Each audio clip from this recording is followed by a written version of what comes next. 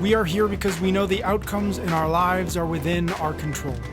That taking absolute ownership of how we eat, sleep, train, think, and connect with each other is how we'll optimize our health and happiness. That chasing excellence is how we grab hold of what is possible. Our mission is to live on the run, always chasing, never stopping. Hello and welcome back to another episode of Chasing Excellence. Ben, we have a special episode today. We are joined by Dr. Amishi Jha.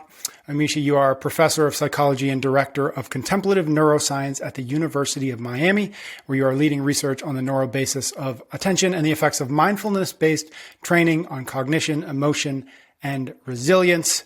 You are also the author of the brand new book, Peak Mind, which is what we're going to chat with you about today. Thank you so much for taking some time to talk to us. Oh, it's great to be here. I thought I would start with just a quote it's from the conclusion of the book.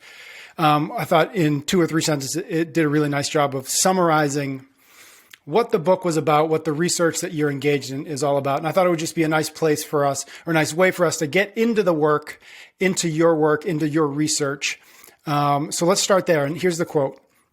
It's not simply about being able to focus on an assignment or project or task. It's not only about being more productive or performing better at work or being a more present parent or partner. It is about those things, but it's about something more, something bigger.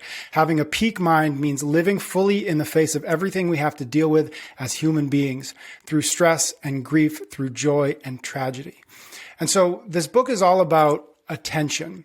And my first question to you, kind of big picture question to you is, when we think about attention, and often when Ben and I talk about it, we have a very kind of narrow definition of what that attention means. And oftentimes, for better or worse, what we're talking about really is just the cultural environment that we all live in with our phones and the notifications and the noise and all of these things. But this book is very much a broader sense or a broader look at what attention really is. And so just as a starting place, can you just give us a sense of that broader definition of what attention is? Yeah, absolutely. I love that you picked up on that particular sentence, because it really is in some sense the culmination of the entire journey of the book. So, and I really meant it, that it is much more than just success in some sort of superficial sense. So yeah, that's my thing. I'm an attention researcher. The bulk of my life's work has been formally looking at the brain systems of attention, understanding how they're organized in the brain, and even considerations regarding kind of the evolutionary pressures that might have led us to having this thing called attention. It's so interesting when we think about the brains we have right now that we walk around with. In some sense, I don't think, have the appreciation that we are the success story of evolution, that everything we have right now, whether we feel it's a feature or a flaw, resulted from some set of pressures that our ancestors long ago had to bring them forward. So attention is very much one of those success stories.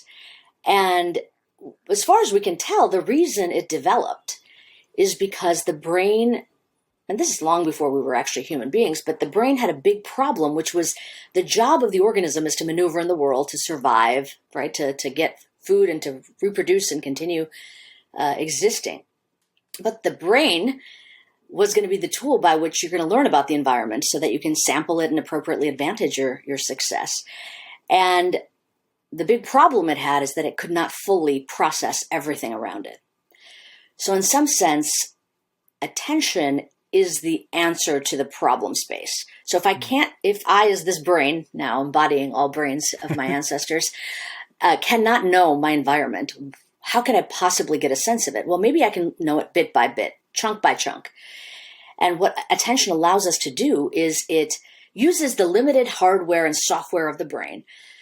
And it says, I'm going to recalibrate all that I do as the brain based on the little bit of information I can sample. So if I look at this part of my environment, I'm going to recalibrate so that I'm fully getting what's going on. The sights, sounds, smells, everything that I need to know. And then you kind of sample through to create what we consider our conscious experience, which is this, in some sense, illusion of piecing together all that we have sampled.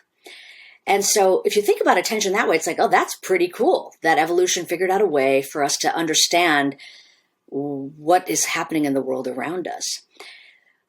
So the question becomes, well, how are you going to sample the world? One way is just the way I described the content. It's over here, over here, over here, etc. Kind of scanning, if you will. And I often use this metaphor of a flashlight as a way that the brain does that. It's just like if you could think of the brain without attention as really being like a darkened room. It has no idea what's happening. It's blank. And attention now allows it to illuminate, to advantage some parts so that it captures what's going on there and then use that flashlight to scan all around. Very handy way to sample the environment. And it ends up that same brain system we can use to sample now our internal environment.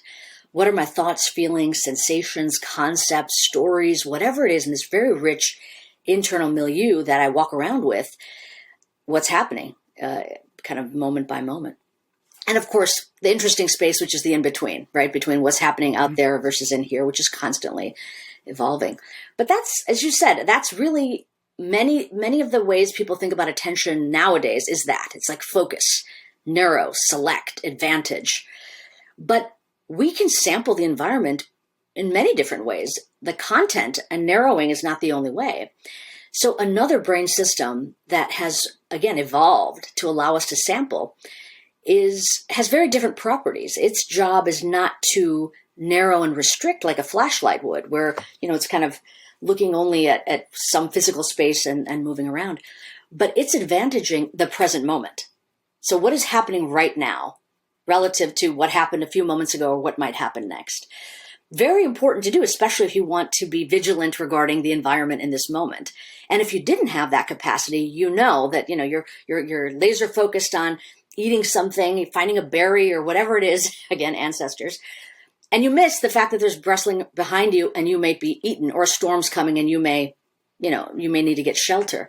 So that second way of of paying attention is not about narrowing and restricting. It's about broadening and being receptive, not discounting anything.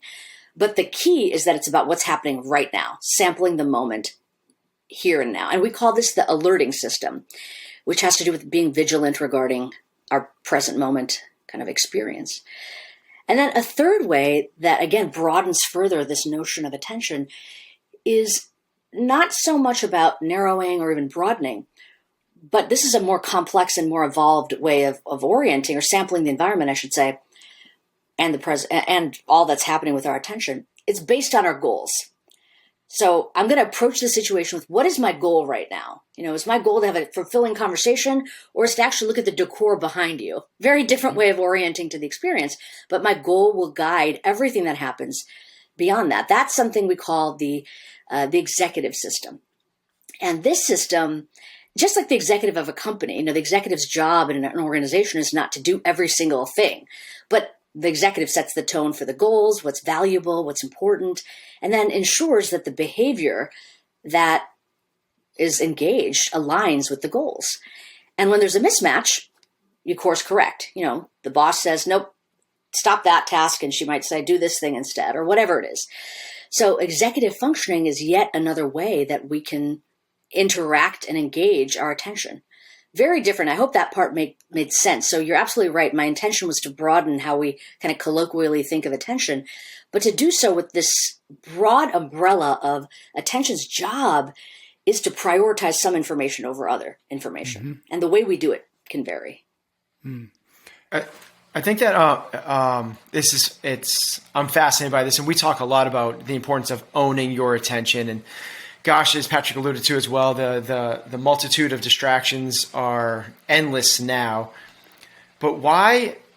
Maybe you could share why does attention matter? Like why do we even why do you research this? Why did you write a book about it? Why have you dedicated your life to attention?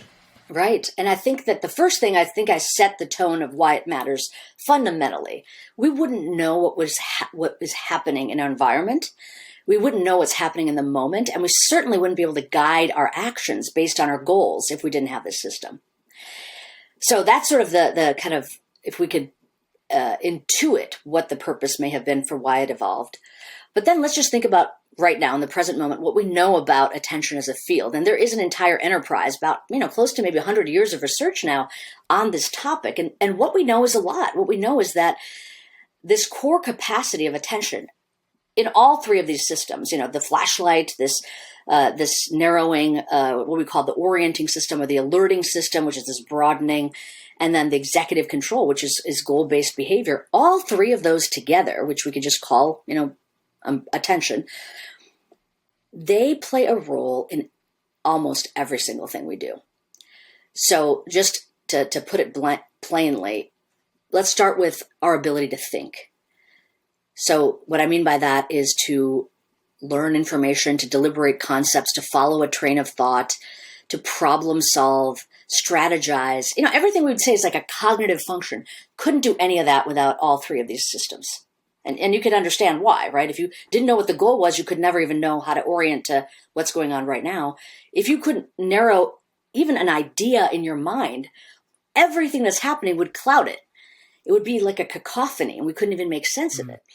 So thinking is an example, but that's not the only realm. And by the way, we know that, for example, if we bring people into the lab and we test their attention, we look at how good they are at each of these systems, and then we give them tasks of thinking or learning or problem solving, there's a relationship. There's a strong correlation. The better you are at these raw systems of attention, the better your performance on complex cognitive tasks. So does that go as far? Does that correlate go as far to not only complex tasks, but also towards success, the way that society would determine it, to happiness, fulfillment, health? Is this like attention affects literally everything? Well, so like it starts exactly. there. It starts there. So, thinking is just one of the realms. The next one over, I would say, that has been studied broadly is feeling, emotion. And it's not just the experience of emotion, because think about that. Even to experience an emotion, you need your attention. Like, think of the last time you saw a beautiful sunset or a beautiful vista. To even enjoy and feel that immersive experience of, the well up of positive emotion, if you were too distracted, if you all of a sudden heard a notification on your phone and you were over there, or somebody's calling you and you're over here, or you're preoccupied about something, you will not be available to experience that emotion. So experiencing emotion and then regulating emotion so that the expression of your emotion is proportionate to what's appropriate. So thinking, feeling, and then the third realm goes to what you were saying, which is the broader kind of interpersonal domain. We call it social neuroscience. So looking at our ability to connect with other people, to take their perspectives, to understand their points of view, to lead other people. And, in terms of the neuroscience literature on the mind, these are the sort of siloed things: cognition, what we call affective neuroscience, and then social neuroscience. And yes, all three of those are impacted by attention, are correlated with how well people can pay attention. And the sum total of those tie into what we might call successful complex behavior, or being a successful human being. So you have an attention continuum, which what you've alluded to a little bit here. But before we get to that, I have to pull this out, because in order to experience the beautiful sunset, and actually this past weekend went and saw the sun rise in the first place that it hits in the United States, in Bar Harbor. It was really cool. Have you ever been up there, Pat? Oh yeah. Yep. Yeah, Bar Harbor, Maine. It's the first place in the United States that gets a sunset. We went up there and watched it. And to your point, you're paying attention, and because you're paying attention, you feel this thing. And if you weren't paying attention, if I was scrolling through my Instagram feed, I wouldn't get that. So, is that bidirectional? If I'm experiencing something bad, can I purposely distract myself not to feel something bad? Yes, attentional distraction, or distracting yourself, can temporarily at least make certain kind of mental content kind of dialed down, right? But it depends on how you approach distracting yourself. So if the approach you take is what we call suppression, and there's so many interesting experiments that have been done about there. Like let's take it out of the emotional realm, and I just say, okay, Ben, don't think about a white bear. Don't, whatever you do not think about a white bear. What are you going to not think about? A white bear. A few minutes later, if I ask you, what are you thinking about? It's going to be a white bear. So this notion of actively pushing something down, it's a paradox, because you have to remember what you're trying to inhibit, which increases its saliency in your mind. So if you take a distraction approach, which is that, it's probably going to fail. And that's why essentially suppression is not a good emotion regulation strategy.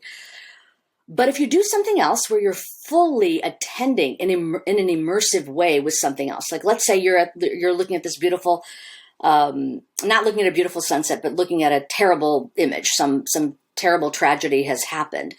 And there's nothing you can do to intervene. You're just watching it, But you know that the more you continue to stare at it, it may actually start negatively impacting you. How are you? In fact, this morning I was talking to somebody that works with Department of Homeland Security, looking at like human trafficking. I mean, there's so many examples of terrible stuff that as human beings, we don't want to have happen, and it's our responsibility to stop it.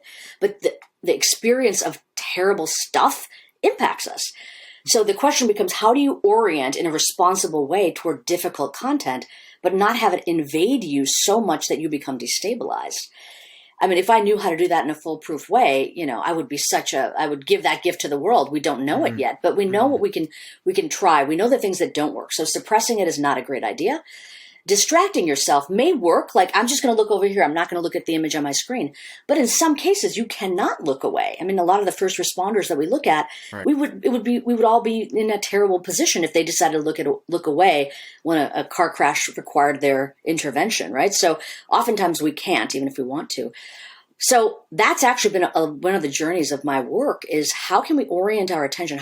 Orient isn't even the right word. How can we use or train our attention so that when it is in challenging circumstances, it's still able to function well? And that's frankly why, as you were reading, Patrick, the culmination of the book in that last quote, that's the key. It's not that we will never see difficulty in our life or that we will never experience challenge. It's we want to train our mind so that we have the best chances of success in the midst of that. So I don't know if that answers your question, Ben. No, it's great. It's so you just alluded to it, but this maybe gets us that next piece of training your mind. So how do you suggest people go about, I should say, training attention? Because it is training. It's training the mind. It's such a big part of the mind, and attention, as we said, recalibrates the entirety of what the brain does, which is why it's so powerful. And that's why, just like you were intimating, right? If you're looking at a beautiful sunset, the entirety of your being may be filled up with a sense of awe, wonder, positivity. And in the same, why is that? Because attention that you're devoting to the sunset is recalibrating how the brain functions. That becomes the most salient thing. And your information processing is biased in that direction. And then you pointed out, if you go in the other way and it's bad news, same thing. So it's such a powerful system that we want to be able to, use it in a way that is wise for our success. But, just to kind of put an underline on the vulnerability part before we move to the trainability, there are things that we know will make attention vulnerable, where the flashlight, as we talked about, will be wandering all over, or it'll continue to be yanked by things that are inappropriate. Or this broad receptive stance may become hypervigilant so that we feel destabilized, like everything is sort of a caution sign that requires not just intervention, but anxiety-provoking engagement. Or that executive may completely drop the ability to maintain any goals. So things can go awry in very known ways, right? Either you're hyper-fixated or not fixated at all. Not vigilant enough or too vigilant. Too tied to your goals and inflexible, or not able to hold your goals. Those are the kind of levers of one side or another of each of those. But it ends up that things like stress, feeling like you do not have the capacity to meet the challenges that are required of you. Threat, meaning you are under some kind of attack, whether it's actual physical danger or psychosocial threat, like you're being evaluated in a way that you don't feel is, either you can't meet that standard, like you're the greatest athlete in the world and you don't feel like you can be right now.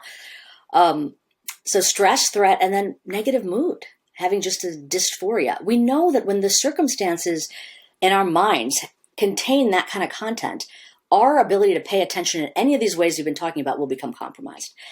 And so the work in my lab has really aimed to work at essentially elite performers, meaning either they're elite athletes or they're first responders or elite military personnel or business leaders. I mean, these are people that frankly, like all of us, aspire to be the top of our field. And in those circumstances, you're always going to play at that edge of stress, threat, and negative mood are going to be the professional milieu in which you have to operate.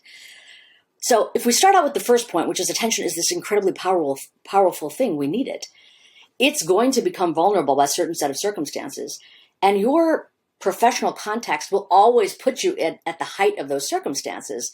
Of course, you want to figure out a way to train yourself to be better. And that just want to kind of show that through line, because that's what led us to wanting to figure out solutions.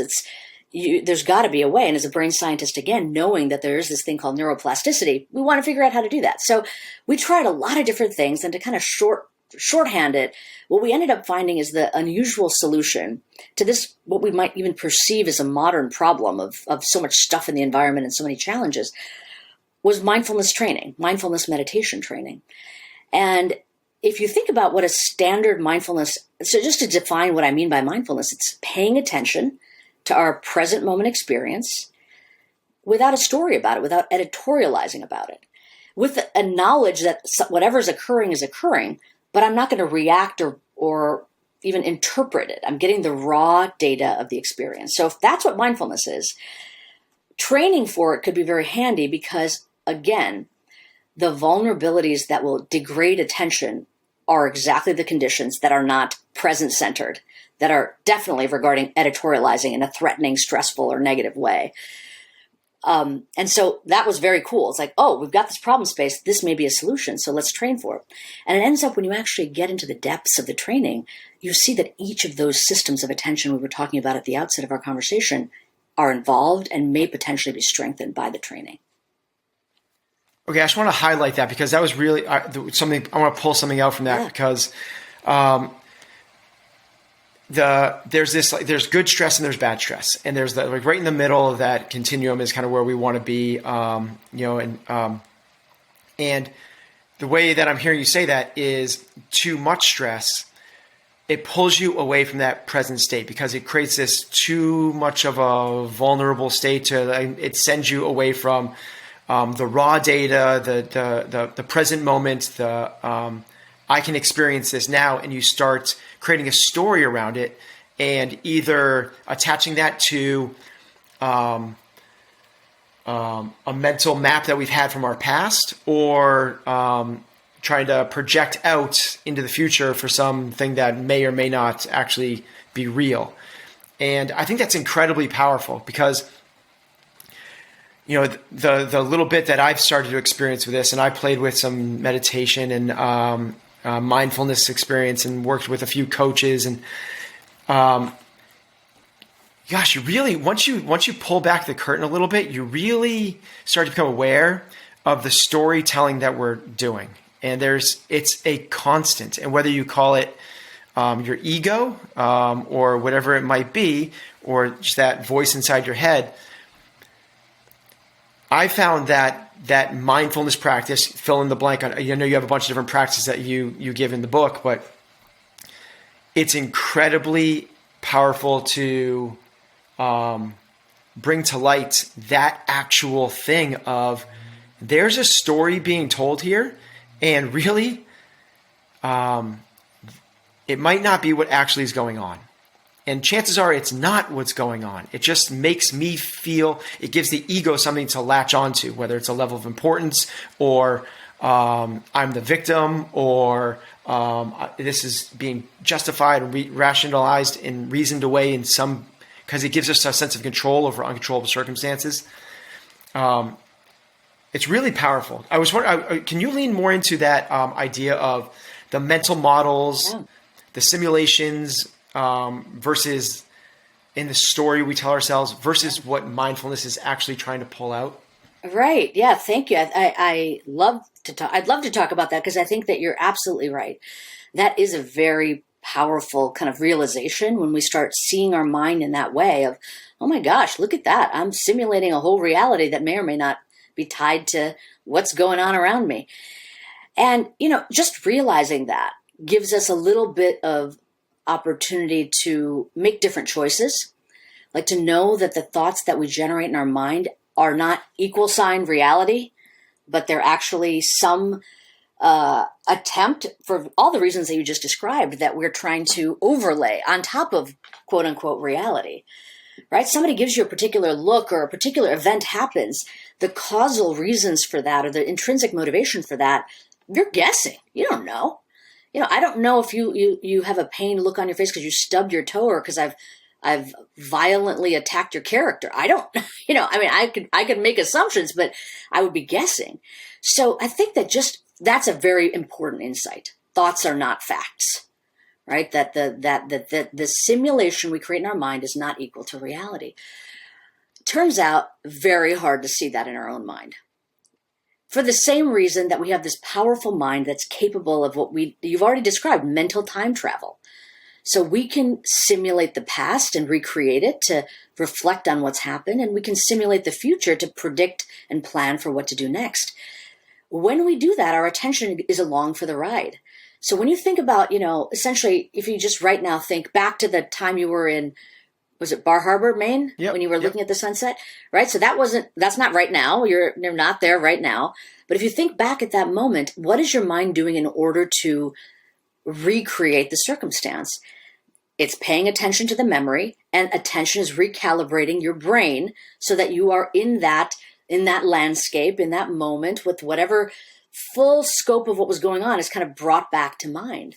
So you are immersed in that reality. You are fused with that reality. And your attention is in the past in that moment. Same thing if you were going to foreshadow to, the next conversation you're going to have or what you're going to have for dinner. You're placing yourself in the future. So to know that the reason we are so prone to believing simulations and thoughts is no fault of our own. It is the way the brain is designed. It's the necessary way in which we can transport ourselves. And by the way, we're not just able to transport ourselves in time. We can transport ourselves in other people's mind. So there's time travel and mind travel, which I think is also very, very important. A lot of times we are mind traveling and we are wrong, right? So when I mind travel and said, oh, he's not angry with me, even though I just wrote this, this horrible character assassination thing I just posted on my blog. He's just angry because he stubbed his toe. Well, I'd be totally wrong. But I've mind traveled in an inappropriate manner. And we do this constantly. Right? And oftentimes we're right, but we're still guessing. So both of these things transport and really hijack attention away from the present moment. When it happens too often and in a dysfunctional manner, so that we're not just reliving the past, but we're ruminating, regretting, we're stuck in it, or we're fast forwarding to catastrophize and worry to the point of paralyzing ourselves from taking action, that's consequential. We're spending out that attentional fuel. So that's bad because there's less of it available. And frankly, any data that's coming in this moment, like maybe even you telling me why you have that particular look on your face, I will completely miss it because my attention's over here or over there or somewhere else. So I hope that, the simulation aspect is the first step, again, is to know why it happens, that it happens, frankly. That is not necessarily equal to reality. And we should remind ourselves often that we are simulating. And that's where actually mindfulness training can help us, because it not only is a reminder in the sense of, a sticky note for ourselves to do it, but intrinsically held moment by moment going through our lives. Like, oh, that person cut me off. Maybe he's not a jerk. Maybe he's going to pick up his daughter and he's late. Like, you just realize every story you make up may or may not be correct. So before we get into like the actual practice of mindfulness stuff, You've used a couple of different terms here, which is, the wandering mind, the distractions, it gets hijacked, the fragility of our minds. It seems like that's a glitch in our system. Like, why is it so easy for our attention to get hijacked? I know you laid out a little bit in the beginning with like, there's the flashlight, and then you got to be aware of, that this twig going snap in the woods behind you or the storm coming. Is that, from an evolutionary perspective, is that the reason why? Yeah, it really is, because you want to have the right amount of flexibility. If you become so hyper-focused that you don't notice what's happening in your environment, you may not survive your environment. And then does that also lead into why we go into the past and why we go into the future? Because we're trying to connect dots from the past, like, oh, the twig went snap in the woods. Last time that happened, a bear jumped out. Exactly. Very helpful thing to remember. So these are, anything we can point to and say, oh, that's so annoying that we do that. we can also say, yeah, but it makes sense that we would do that, right? Right. So my starting point is not to fight the fact that evolution has landed us in this particular instantiation of the brain. It's that this is the reality. And what else we know from our lab research is that it's not so much that 50% of our waking moments were mind wandering. It's that under stressful circumstances, consequential circumstances, where you're not in that, letters EU, eustress, good stress, you're in distress. You are disadvantaging yourself further. That's what I think we can protect against, because we're driving these systems that are set the way they are for a reason now in a dysfunctional manner. And we're feeling it. We're feeling like things are not working well. And if we can train ourselves to help have protection against that, we should try. And that was a big unknown. Could we even train attention in this way? It was really an unknown. We were hoping that you could, and we tried a lot of different things, like making people play video games that help their attention, or putting them in a positive mood, or having them look at very, different technological solutions, light and sound devices. They might have had a temporary effect, but nothing that people could walk around with and fundamentally alter the way they functioned at a later date. So it wasn't transforming the way they functioned. It was temporarily changing it. But with mindfulness training, we found a solution that was enduring. Of course, you have to keep practicing just like physical exercise to benefit. But when people practice, they did benefit. And it was altering the default negative consequences of a lot of very stressful circumstances for people. Okay, so what are the mechanics of the mindfulness practice that you're talking about? So as I said, that the key is that it's presence-centered and non-editorializing, right? It's being in the here and the now. Essentially, if you think of rewind and fast forward as a default, 50% of the time, we're in play. The button is on play if you think of an MP3 player. We're right here in the moment, noticing what's going on moment by moment. And the practices are to allow more of that mental mode to show up on demand. So how is it going to show up? Well, first of all, we have to notice, oh, look at that, I'm in rewind or fast forward. So let's just take one very foundational practice of mindfulness. Something, I call it the find your flashlight practice, because attention is this flashlight. Often it's referred to as just mindfulness of the breath, but I want to be clear that it's really not about the breath per se. The breath is just a handy target. This is not about breath manipulation, box breathing, or anything like that. Those are great things, not what I'm talking about here. We're gonna in this find your flashlight practice, which is one of those that I give in the suite of practices in the book. You're just going to sit in a comfortable place. Start with 30 seconds to a minute, work yourself up to 12 minutes a day, and first of all, notice that you're sitting and breathing. Like, how often are we noticing that we're breathing? Unless there's something wrong, like we have a cold or something like that, we're usually not even acknowledging that aspect of our phenomenal experience, but we're breathing. And then we're going to take that flashlight and kind of direct it toward a chosen target for the short period of time we're going to practice. And that target is going to be something that is salient regarding the breath. So it could be the coolness of air moving in and out of your nostrils, or maybe your chest moving up and down. Whatever it is for you, commit to one target tied to breathing, the sensory experience of breathing. Not thinking about the breath, but really feeling it. And then you're holding the flashlight directed there. That's your goal. The executive control system saying, my goal right now is focus on the breath. So the first stage of the exercise is focus on these breath-related sensations. The second instruction is when you notice that your mind has wandered away. So the flashlight is no longer pointing on the breath. First of all, you're going to notice that. That's important. So notice. Redirect attention back. So it's essentially focus, notice, and redirect. And when we think about how it relates to those three systems, we get it. The focusing is the flashlight. I'm going to point it towards something. The noticing is engaging that broad receptive stance of present moment occurrences. What's happening right now? Moment by moment, I'm monitoring. Oh, look at that. I'm thinking about the weather, or I'm thinking about lunch. I'm not actually paying attention to breath-related sensations. It's gone off somewhere. And then the third instruction of redirect is essentially executive control, saying, what's the goal right now? Are you on task? Are you on the goal? No, I'm not. Okay, redirect, get back.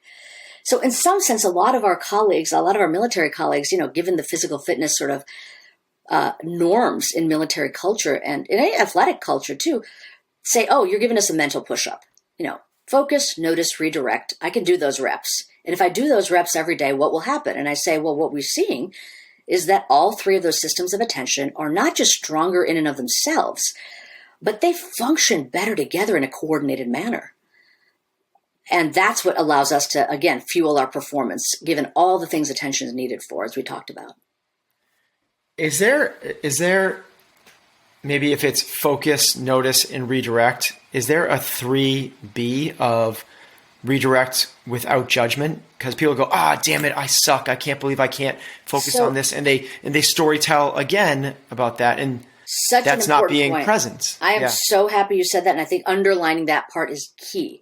The first thing to say is your mind will wander. I didn't say, if you happen to be one of those weird people whose mind wanders, it's normalizing it. Right. The win, and the whole reason I named the practice Find Your Flashlight, is because get that experience, get that little dopamine burst of like, found my flashlight. It's not where it's supposed to be. All I have to do is move it back. But the challenge is knowing where the flashlight is. Because usually we are lost in the simulation and we're infused with that simulation. We think we're in a different reality. So noticing and returning without judgment is absolutely key. And the reason I think that we can feel comfortable doing that is because mind wandering is the default state of the brain. Half the time we're mind wandering. So of course you're going to mind wander. That's not a flaw with your brain or even the fact that you're mind wandering during this practice. The win is that you notice it and come back. And that's your point of power, frankly. That's how you own your attention. Okay, and if we own our attention, so the idea is not to be able to be better at this mindfulness practice. The idea is that this is transferable to other endeavors. Does it mean then that we become more aware, which you've already alluded to a little bit, and maybe I'm just filling in the blanks, more aware of we're bringing greater attention to our emotions. We are able to focus on the flashlight when we do have that project due and we don't get distracted, that we are aware more of our environments. And is that the whole idea, that we're just, if we focus on this really narrow thing of like, focus on my breath, not for the breath's sake, not to increase lung capacity, not to increase, nasal breathing, all that stuff, but for just like as the focusing target stake. Yeah, the target. Yeah. That then it just it will just magically kind of like... It's not magic. It'll just happen with the rest of our life? Or is there another sort of like being aware of triggers that then pull you off of you're now going to the next advanced practice, right? So first of all, I just want to make clear, because when we started this stuff, we had no idea if it would transfer. We knew it was not about the breath. The whole reason people practice mindfulness is not to become Olympic level breath followers. It's so that they have that intrinsic capacity held, like physical strength, embodied within them. And when I said it's not magic, what I meant is it's frankly just in the same way if you exercise your upper body, the chances of your muscles in your shoulders and back getting stronger are just the fact of biology. That's what we were thinking. Brain biology suggests that if you exercise certain brain networks over and over again, that will become strengthened. Their coordination will become strengthened. When we put people in the MRI scanner and we look at their functional brain connectivity and their brain structures, we see, those nodes of attention are looking stronger. They're looking healthier. Their coordination is better. So yes, the first step is it can transfer. That's very, very important. We never saw that transfer when we had people play brain games. We didn't see it when we had those light and sound devices. We didn't ever see transfer into other aspects of their lives. What you're suggesting is what I mean by it's the next level is now it's not just notice that your mind has wandered away, but then linger a little bit. Look at that. That's the 10th time I've thought about that interaction I had. Back to the breath. And then outside of the formal practice, you can actually look at difficulty, things that were yanking your attention away, an emotional pain, a frustration, a real problem, and potentially even gain insight because you've allowed yourself to see its presence in your mind, but not get lost in it. You have some distance from it to understand the situation a little bit more clearly because you're not fused with the situation. So absolutely, that's the progression of these practices is it's like you were saying earlier when we first started talking, like if something bad is going on, I just want to distract myself.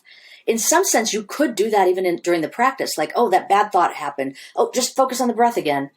But what you kind of start developing is a tolerance that this negative content or disturbing content, I'm okay. I can be there in the presence of it without becoming destabilized.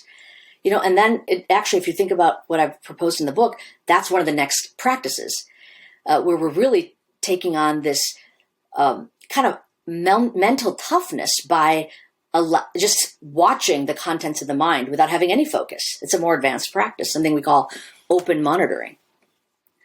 So I love that present without being destabilized. That's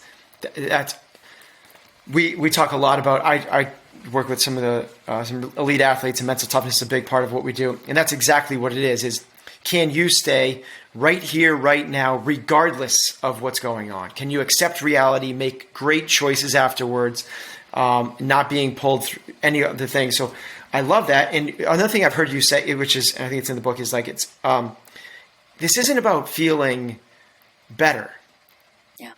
Which might be like fly in the face of exactly everything we're talking about. What do you mean it's not about feeling better? Like, why the heck would I do this if it's not about feeling better? Can you kind of pull on that string a little bit? Right. In some sense, better is a biased view of reality, right? Mm-hmm. It's framing it a positive light. Like, frankly, I'll tell you, like if you talk to a firefighter and you talk about kind of what you do to stabilize yourself, it's never going to be like, imagine that your buddy didn't get severely injured in that fire. That's not the reality. You might feel better thinking that, but that's not matched to reality. So, but if you can actually know what has occurred and have a steadiness about you, have heart, have empathy, have concern without becoming so dysregulated, and do that repeatedly in your life, frankly, you will feel better, because anything that occurs will not so throw you off that there's no level ground. And, here's the thing about paying attention to your breath quietly alone. We have such a power to destabilize ourselves. Think of 5 disturbing thoughts and boom, we're off. Our mind is racing. We're filled with cortisol. So if we can have that kind of mental toughness toward the content our own mind generates, it's like the best algorithm designed exactly for what gets us. It's better than what Facebook can do or any social media company, because we know what our exact vulnerabilities are. If we can stay with that for as little as 12 minutes a day, there will be an enormous amount of mental toughness that we never even knew we were capable of. Because I know what my buttons are more than anyone else does. And I'm here for it. And it's here. And, the way, the kind of visual that I started getting when I was initially starting to practice is like, that very difficult thought I have about myself or my history or a past experience. It's almost like these are different versions of Amishi sitting right here. She's right here next to me, but I'm here too. I see her, and I'm not denying her existence, that she experienced that, or I'm not inflating her to see an alternate version of herself. It's all right here, and I'm okay. That is a very powerful place to be. And that's it's like Teflon or something. Like you feel so strong that you know that nobody can push you off kilter, because all the stuff that'll get you, you're totally aware of, and you are with it. You're not denying it, and you're not forcing it to be other than it is. Does that make sense? It does. Yeah. I'm actually like listening to you. Did you realize that you were going to be kind of going into like psychology when you started researching attention? And because that's what this is. It's psychology. It's about how to deal with trauma. It's about how to resist distractions. It's to stay even keeled, not get derailed. All of it is. And that's what I'm saying about what you started out asking me about. Attention is powerful. It is. Right. It is the conduit for all of that other stuff. So in some sense, I knew, and that was why I was interested in the topic as a neuroscientist. Like, if you want something that's really going to make an impact, maybe study this thing that we know recalibrates the entirety of how the brain functions. And all the things that you described are the content that next arises when we pay attention in a particular way. I have a few others, but Pat, I've hijacked. So it's okay. I'm enjoying. I have a few others, and I don't want to let me jump in and see if we can't get there anyways. I'm curious, is there a distinction worth making between what folks maybe consider meditation and what you've studied, what you do in the lab, and what you're calling mindfulness training? Yeah. Are they synonyms, or is there something worth? I'm so glad you asked that. Usually I'll say it, but I'm so glad you prompt me to say something. So in my mind, meditation is a broader umbrella term, like the term sports. Right. Mm-hmm. So we know that volleyball and gymnastics are both sports. What it takes to train for those, very different. Right. The expertise you need to have, the physicality, et cetera, very different. Same thing with the term meditation. Meditation as a broad umbrella term is, again, from the neuroscience perspective, engaging in specific practices with regularity to cultivate specific mental qualities. And this term comes from the world's wisdom tradition, whether it's Sufism, contemplative prayer, Christian contemplative prayer, Catholicism, Hindu, Judaic, Buddhist. We know if we look at any world religion and spiritual tradition, there's an aspect of it. And what is it actually guiding people to do? Engage in certain practices to cultivate specific mental qualities. So that's the broad category. It ends up that mindfulness meditation training, which I shorthand as mindfulness training, the intention for the practice is to cultivate qualities of mind that are present-centered, non-judgmental, non-reactive. So that's what we're training for. That's why I'm emphasizing that aspect. It's not separate from meditation. It's the training regime to cultivate this type of mental quality versus a transcendent state or a aligned with God in a particular way state. And frankly, because it's tied to sensory experience, which transpires in the present moment, we can teach it in a way that doesn't require any particular worldview. Saying to people, pay attention to breath-related sensations in this present-centered, non-evaluative way, doesn't matter what belief system you have a breath, you can pay attention, you can do this practice. So it allows us to much more fluidly introduce people to practices because it's just using some of these more fundamental aspects of our human experience. Does that help? Yeah. Yeah. I love that. I've done a lot of meditation, and I've never heard that. I'm a big believer in words meaning things, and I've never kind of distinguished between the two. So that was phenomenal to hear that. As you lay that out with the mindfulness, it's open-mindedness, present moment, non-judgmental, and you said non-reactive. I think it's really powerful. We've talked about it on our podcast, and I know you have your take on it, the difference between responding and reacting. Again, words meaning things and understanding the difference, just as there's a difference between meditation and mindfulness, there's a difference between responding and reacting. Yeah. So I can tell you what I think about the difference. In some sense, reacting has an automaticity to it, right? So if somebody throws a ball at me, I'm going to go like this and grab it. Or if I think it's going to hit me, I'm going to swat it away. I didn't contemplate what was occurring. I responded in a ballistic and an automatic fashion. And oftentimes our complex responses are reactive in that way. They're not considering the actual circumstances, and they're not deliberating between choices. So responding is actually allowing situational awareness to inform the actions you take instead of going on autopilot and just essentially having the mental equivalent of swatting away a ball that might hit you in the face. And that takes a particular kind of mind to be able to be situationally aware. And it actually takes, remember we talked about like the narrowing and then the broadening. It's a step beyond just simply being aware of our present moment. It's like we have to be situationally aware of not only what's happening right now in the external environment, which is typically what people refer to when they talk about situational awareness, even in the context of elite performance, right? What is going on? Like scan the field, as we would say to our football players. But when we said scan the field, what we meant was not just the field out there, scan the field in here. What's going on in your mind right now? What are the prominent things that are sticking out? What's novel? What's threatening? What's preoccupying you right now? And when you can have that fullness of situational awareness, then you can have a better chance of responding versus reacting. Because frankly, you have more information, you have more data about what's occurring.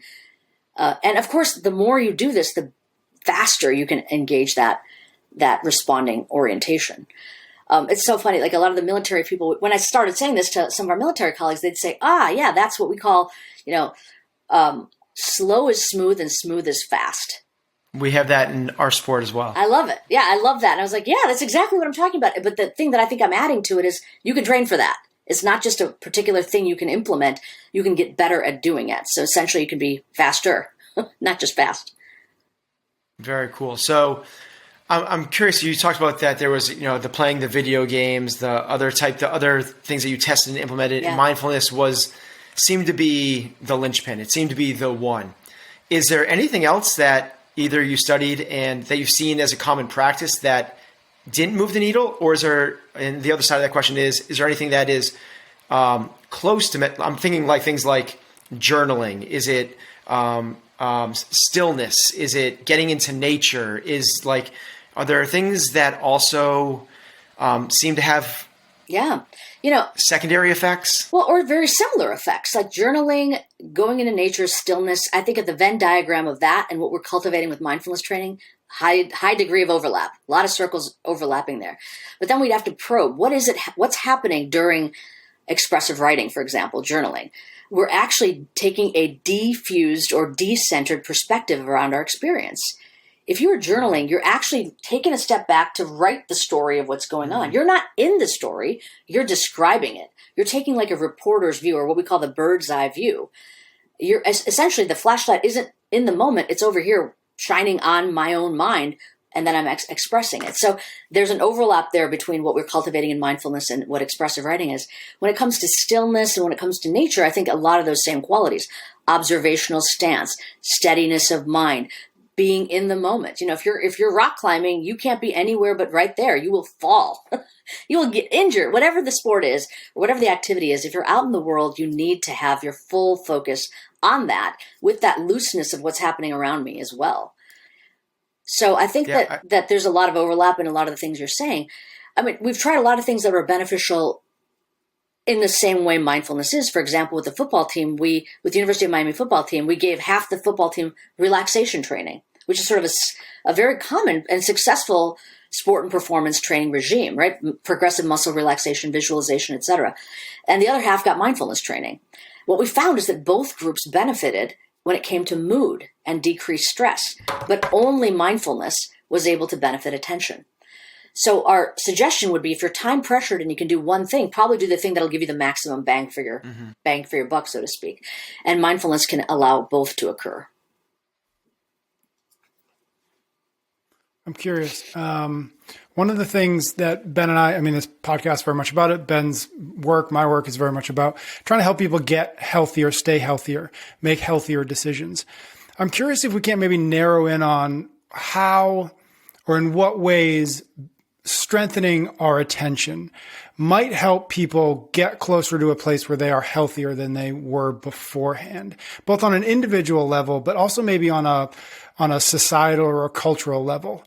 Right. We're hopefully coming out of, this 2-year pandemic. Like, is there an opportunity here to look at the work you're doing and say, this is the key to, again, more individual and more cultural health? Absolutely. Absolutely it is. And I think part of it is that we are now understanding that the mind, the brain, is not all that different than the body. We have a cultural normative understanding now that physical activity daily, with some threshold that's achieved, not just taking your dog for a walk, but 30 minutes of cardio 3 to 5 times a week, is what you need in order to sustain your physical wellness, right? And the more you do beyond that, the more you benefit. But we don't really have the cultural understanding that the mind can also be trained for optimum psychological health and emotional well-being. That is the actual passion that I have is, the tools of what we know from neuroscience and attention research is that the mind is very much like the body. And these are the practices we can do with regularity. Like I said, the prescription we gave is based on 15 years of research. 12 minutes, 3 to 5 times a week increases well-being because it tends to enhance this way we can pay attention.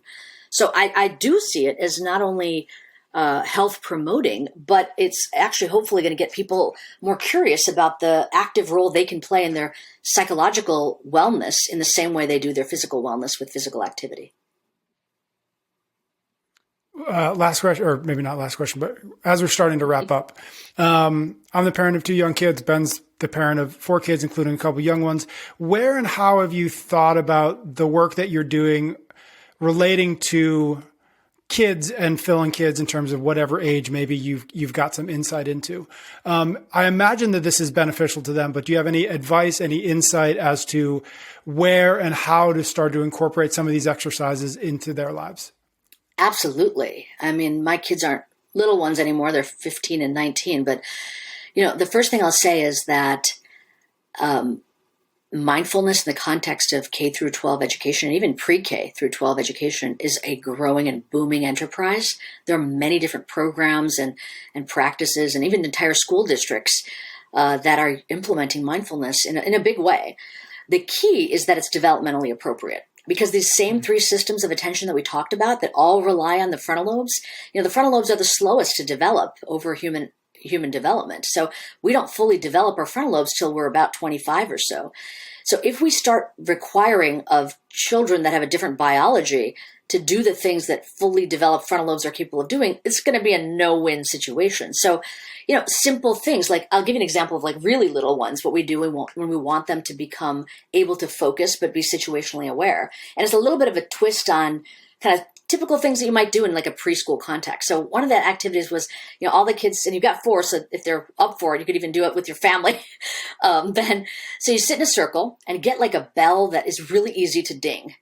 And let them ding the heck out of it first, just get it out of their system. But then the task is for the next minute, we're going to see how many times we can pass it around the circle without making a sound. So they are both focused because they want to move it in a way that allows for that precision and very situationally aware that there's not even a hint of sound. That's like a fun way to do it. And then the win is they did it, right? They got it around once, and it's like a team effort. It's a group effort. So that's what I mean by developmentally appropriate ways. We would never ask a child at that young of an age to sit quietly for 45 minutes and focus on the breath. I mean, it would be not a smart thing to do, but also active things, like notice like playing with bubbles, or like you've probably seen these little like snow globes and watching the snow settle. So you can have things that are kind of fun and even things that you might already do, but take a mindful orientation to it. So they're starting to learn these basic practices of focusing, noticing, redirecting, which will help them because frankly, they're going to be challenged in the same way we are. Not just because of the developmental stage they're at, but because they live in this modern world with so much distractibility. And for sure, the likely chance of experiencing stress, threat, and poor mood. In your research and as you continue to do the work, obviously this book is the culmination of all the work you've done up till now.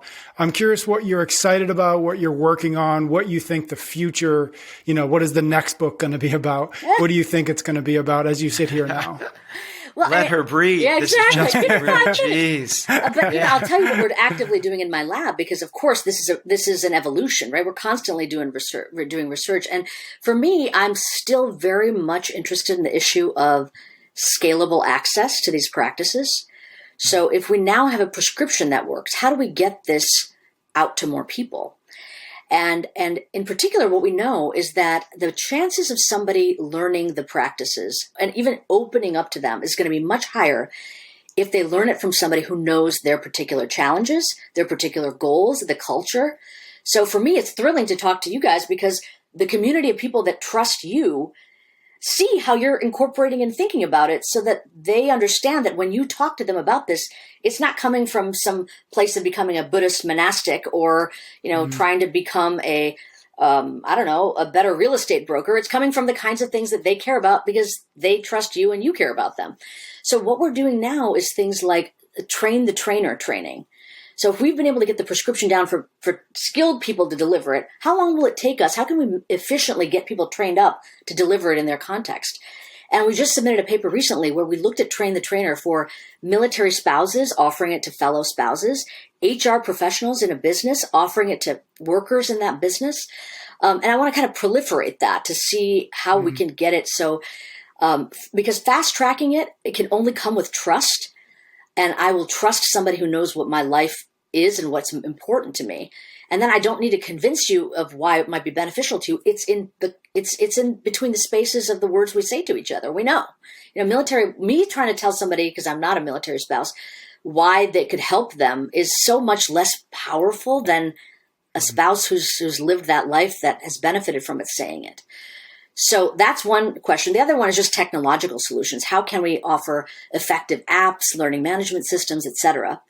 And then how do we cater this for leaders in various enterprises? So, for example, we're starting a project now with all the newly minted one-star generals in the U.S. Army.